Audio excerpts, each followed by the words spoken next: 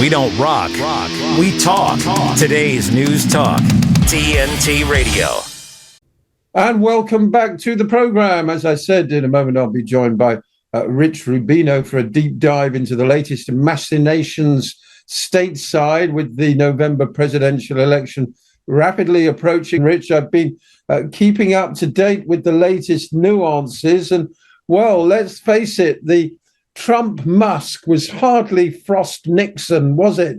A lot of people thought it was boring, that the president rambled, rather, that he didn't put his best foot forward, and that the bromance, well, perhaps they're better off keeping it to their own billionaire boys club. Because go on, Rich. I was going to say Elon Musk is not exactly Mike Wallace. The one thing I actually picked out of the interview, though, was what Donald Trump, how he's going to frame Vice President Harris. He kept on saying the term San Francisco liberal. And this is what I thought he'd do from the beginning. San Francisco is a very liberal city. Nancy Pelosi is a congresswoman from San Francisco. So he's going to try to, I think, probably allegate Nancy Pelosi on the one hand and Vice President Harris on the other, and say that they're San Francisco liberals. He talked about her record as AG and her record prior to that as DA, and but he's really, that's what I think is basically his plan. That's the one thing I got out of it. The rest of it was just basically a monologue by Donald Trump, no different than most of the speeches that he gives. But that is the one thing that I think you're going to hear him try to say in many of his future campaign events. You know, he was in such a strong position after the attempted assassination. And he seems to have blown it. He's not really putting his best foot forward. That's what analysts are saying. He should really just talk about the issues where he's strong, which are immigration and inflation, the economy. People do give him credit for better economic numbers than the Biden-Harris administration achieved. Yet he seems to want to divert his attention to attacks on Joe Biden, for example, who isn't even running. Nobody cares what he thinks about Joe Biden anymore. Yeah, that's interesting. He also did this, which is really peculiar and really idiosyncratic in the part of Donald Trump. He went to Georgia, where Brian Kemp is the governor. Georgia is somewhat of a moderate state, a swing state, if you will. And he criticized Brian Kemp, who has a 63% job approval rating. The governor of Georgia has a 63% job approval rating. Donald Trump goes to the state and criticizes him and mocks him, which is really, I mean, Donald Trump, he doesn't really fit the regular laws of political gravity, right? He'll go after people that he shouldn't necessarily be going after. I think going back to after the assassination attempt, part of it was Joe Biden dropping out, and part of it was, I think there was really a vacuum for a candidate other than Joe Biden to take on Donald Trump. And what it's showing, the fact that Vice President Harris is currently winning in every last poll I saw, every single swing state except for Nevada, which he's losing by just about 1 point, is that there was just this vacuum for somebody else. And that the reason the election was so close was because Joe Biden was the nominee. And once Joe Biden's not the nominee, a lot of these people who are swing voters or persuadables are going to go to somebody else. And she's just there to kind of pick up the pieces, if you will. Yeah, I think you're absolutely right. Polls were showing that I think majority of Americans were appalled by their initial options of Biden and Trump and were desperate for somebody else. Now that Harris has entered the race, Robert Kennedy's numbers have dropped. When his numbers are high, they affect the Democrats worse. But when they're low, as they are now, and of course he's still got issues of getting on the ballot, when he's around 2 or 3%, then that 2 or 3% tends to come more from Trump voters. It's the sort of dissenters, the dissidents, if you like, who would otherwise have voted for Trump, rather than Democrats disaffected with Biden. So he's still a factor in the race, but others are saying he might not even make it till November. He might fold up long before. Yes, he's interesting. Usually third party and independent candidates that are viable do very well in the summer, and they tend to dissipate toward the election, what's called the wasted vote syndrome. Basically, someone tells them that you can't vote for that person because you're wasting your votes. You have to vote for somebody else. John Anderson ran in 1980. He was a congressman from Illinois. He ran in the primaries. He did not do well in the primary, so he kept running as an independent, and polls were showing he was actually in second place in the summer. Gradually, he dissipated and ended up garnering 6.6% of the vote in the general election. George Wallace in 1968 running as the American Independence Party candidate. He was actually in about 26% in the polls in October. Then, in September, got to about 15% in October and landed up doing a lot worse in the general election, only picking up 39 electoral votes, all in southern states. So he's basically a regional candidate. In the case of Robert F. Kennedy, you oftentimes hear when there's a candidate like Jill Stein or Cornel West who are running on the left, you say, well, of course they're going to take votes from the person on the left wing of the Democratic Party because voters think in a very rational way. And if they're far left of the Democratic Party, that's they're going to vote for. But sometimes people vote for the left wing candidate, whether it's Ralph Nader or whether it's Cornel West, simply as a protest voter, simply because there's people from outside the establishment. So consequently, sometimes you have voters that are actually conservative who might vote for that third-party candidate. Voters don't necessarily know all the differences and the nuances between the different candidates, between whether somebody's a liberal or a conservative. It's just better somebody is anti-establishment or establishment. In the case of RFK Jr., he is simply somebody who is seen as anti-establishment, which is kind of ironic because he's part, of course, of the Kennedy family, which is very much the establishment and has been in Massachusetts and New York politics for some time. For decades, but the name doesn't have quite the same cachet as it did 30 or 40 years ago. That's the thing. And he's something of an outsider even within the family. I think there's another member of the family who's a congressman, a young man, and he might end up doing better.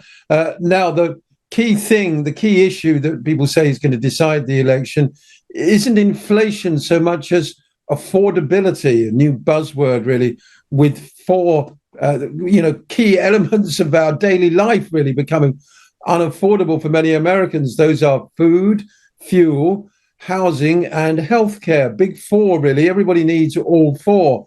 And, if Trump sticks to the message that you're worse off on those four parameters than you were 4 years ago when I was still president, he's still in with a chance.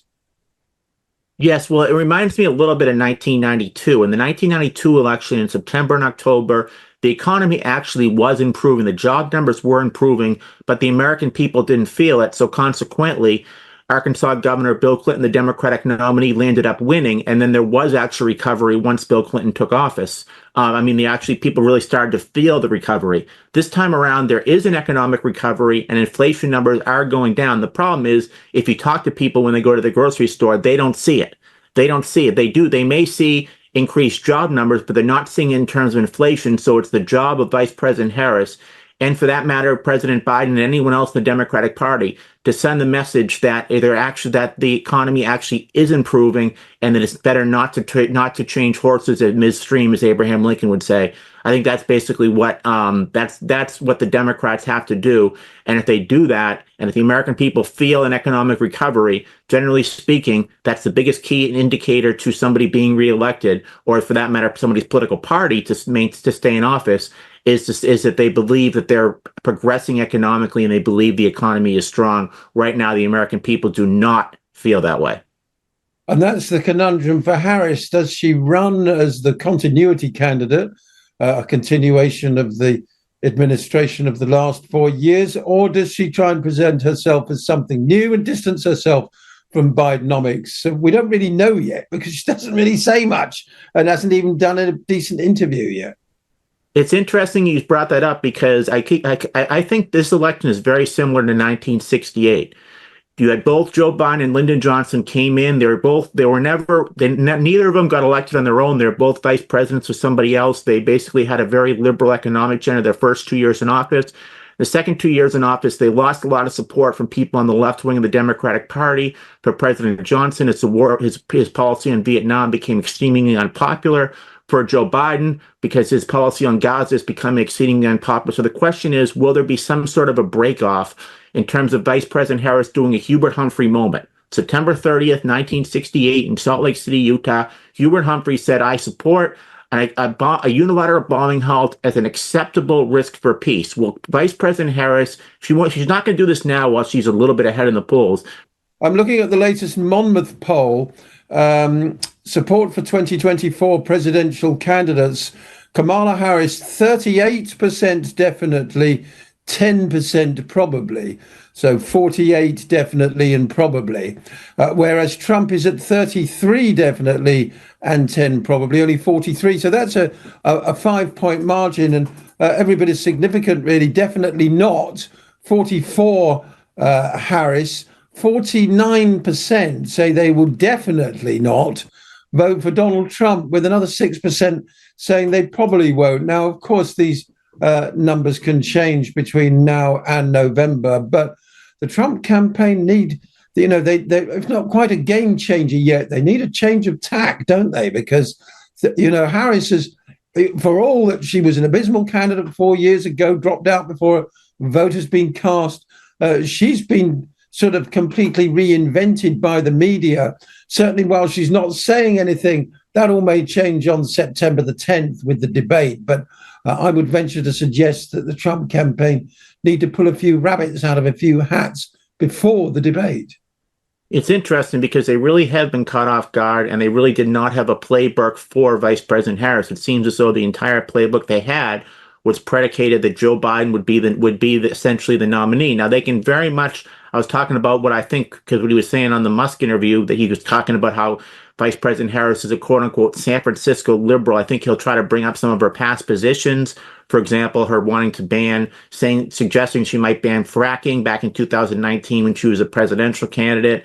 Her past support for single-payer health care. He will try to bring that up, and he'll try to use it to try to animate the conservative base and to try to bring over some centrist, center-right persuadable voters and low-propensity voters. But he has been caught off guard, and it's interesting. He really shouldn't have. It's one thing if the candidate's a governor or somebody who's completely outside the Washington circle. But if he's running against Joe Biden, Joe Biden has a job approval rating well under 50%, you would think that it would be essentially, taking the age issue aside, everything else should be essentially the same platform, saying that the economy was better when I was in office, and that the economy will be a lot better when I take over, if I were to take over again. But he seems to really want to. It seems like he's really was caught off guard, but I think he's got more than enough time to get back on guard, if you will. Now, the Harris-Walz campaign have said that she will participate in an interview before the end of the month, but have not committed her to even holding a press conference by the end of this month. It seems they want to hide her away, rather like Biden hid in his basement 4 years ago, because quite simply, she talks in word salads, and once exposed to the sunlight, then, her inadequacies may be there for all to see. But it's fair. She can't go through it's very hard. You cannot go through a presidential campaign all on your own terms. Her own terms is how she's been running so far, which is essentially you speak at a rally, you speak to a teleprompter, you have thousands and thousands of people cheering, you have uproarious applause to everything that you say.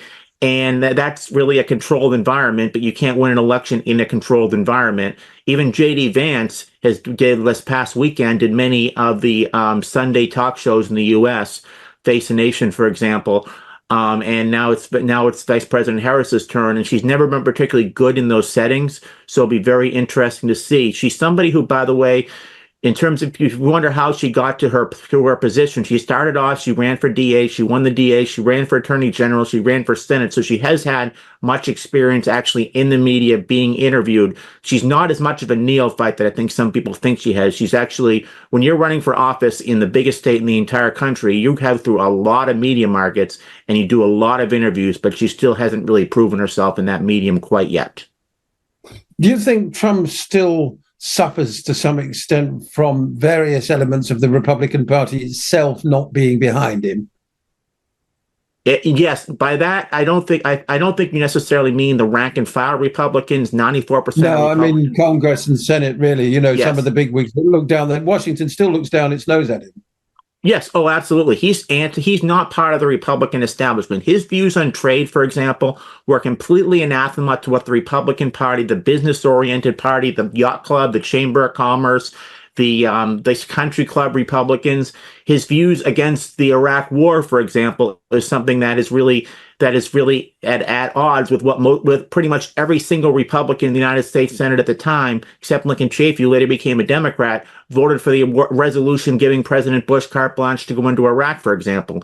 he is a different type of a Republican, and I think that if you had these Republicans under truth serum, many of these members of Congress, members of the high command, benefactors in the party, the entire Republican establishment, they would want somebody with a different message, and they want somebody other than Donald Trump. But the rank and file conservatives, rank and file Republicans are very much in line. They're really fight or die for Donald Trump, and I think that the folks at the country clubs are just holding their nose and supporting him. Finally, we've got only a minute left, Rich. Republicans were rubbing their hands with glee when Tim Walz was selected as Harris's running mate, the Swift Boat Part 2. But, he's been out defending his record in the military, and maybe not the sort of open goal that Republicans had hoped. No, it is not. Every poll that I've seen shows that he actually has a more favorable than an unfavorable rating. He was an interesting pick because he basically fits the profile of a Republican, somebody who's won marksman contests, somebody who's been a football coach, yes, someone who's been in the military for 24 years. So he does not fit the profile of a typical what the Republicans would want to go after as another version, I guess you could say a San Francisco or a Cambridge liberal, if you will. This is the Patrick Henningsen Show. I'm Basil Valentine. We'll be back same time tomorrow.